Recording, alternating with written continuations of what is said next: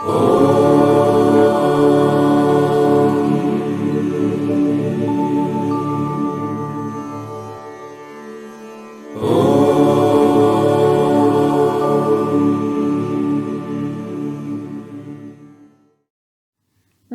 कपिलाचार्य। ऋषि वह है जिसने वेद के एक भाग में प्रवीणता प्राप्त कर ली है और जिसे संपूर्ण वेदों का पूर्ण ज्ञान है, उसे महर्षि कहा जाता है। महर्षि कपिल सांख्य रूप शुद्ध तत्व विज्ञान के महान आचार्य थे। कपिलाचार्य जी की महिमा की पुष्टि भगवान श्री कृष्ण ने स्वयं गीता में की, जब उन्होंने उद्घोष किया, सिद्ध पुरुषों में मैं कपिल मुनि हूँ। कृतज्ञ। सृष्टि की रचना कर उसे जानने वाले को कृतज्ञ कहते हैं। परम ब्रह्म, पदार्थ और प्राणी जिससे यह विश्व संगठित है, दोनों का उपादान कारण है। जो कारण और कार्य दोनों का अधिष्ठान है, वह पूर्ण आत्मा परमेश्वर है। कृतज्ञ का अर्थ आभार भी है। भगवान अपने भक्त की अल्प सेवा से ही खुश होकर कृतज्ञ हो अपने आप को भक्तों के ऋणी समझकर उनके कार्य करने को तत्पर हो जाते हैं, इसलिए कृतज्ञ नाम से सुशोभित हैं। मेदिनी पति यानी पृथ्वी के स्वामी। भूदेवी यानी पृथ्वी भगवान विष्णु की पत्नी है, इसलिए भगवान मेदिनी पति भी कहलाते हैं। मेदिनी नाम संसार की भौतिकता को प्रकट करता है। इस पार्थिव जगत के स्वामी श्री विष्णु हैं, अतः मेदिनीपति नाम से अलंकृत हैं। त्रिपद। त्रिपद अर्थात 3 पग। साधक को आगे बढ़ने के लिए 3 कदम लेने होते हैं, ताकि वह जागृत, स्वप्न और सुषुप्ति तीनों लोकों की भ्रांतियों के पार जा सके। ध्यानकर्ता इन 3 लोकों को 3 कदम में माप सकता है और अपने रहस्यमय अनुभव में अपने मूल सत स्वरूप का साक्षात्कार कर सकता है। भगवान विष्णु वामन अवतार में त्रिविक्रम रूप धारण कर 3 पैर चले थे, इसलिए भी त्रिपद नाम से विख्यात हैं। त्रिदशाध्यक्ष।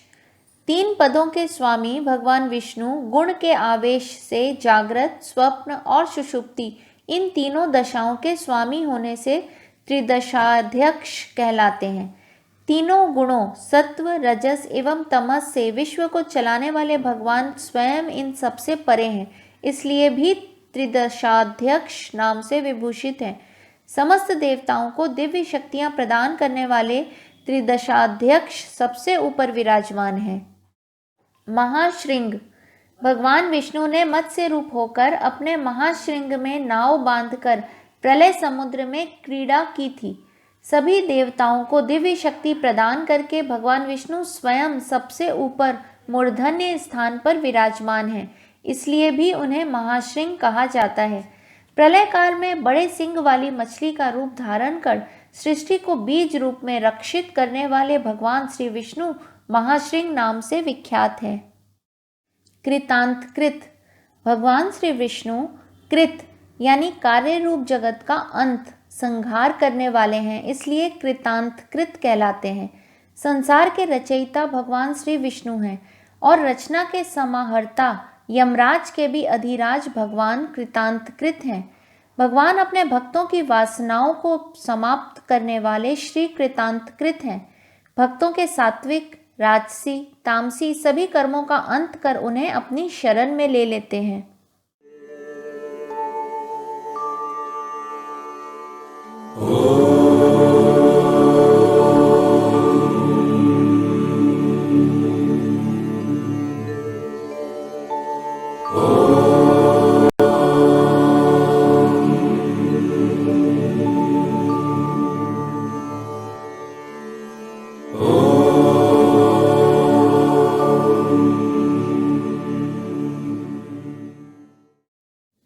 महावराह।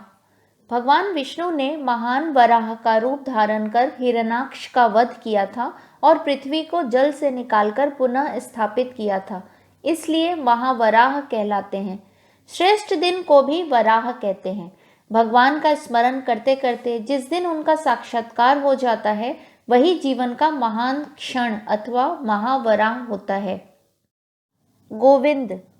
भगवान को गो अर्थात वाणी से प्राप्त करते हैं अथवा वेदांत वाक्यों से जानते हैं। इसलिए गोविंद नाम से विख्यात है।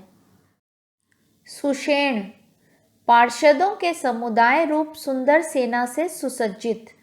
भगवान विष्णु की सेना सुंदर पार्षदों से शोभित है। अंधकार से लड़कर प्रकाश की ओर बढ़ना ही जीवन संग्राम का ध्येय है। इस संघर्ष में बहुत भारी सेना की आवश्यकता पड़ती है। यह सेना परमात्मा की कृपा से ही प्राप्त होती है, तभी जीव आसुरी वृत्तियों से अपनी रक्षा कर पाता है। भगवान का यह सुषेण रूप शारीरिक, मानसिक एवं मौखिक सेना होती है। भगवान नारायण कर्म, मन और वाणी तीनों के ही स्वामी हैं।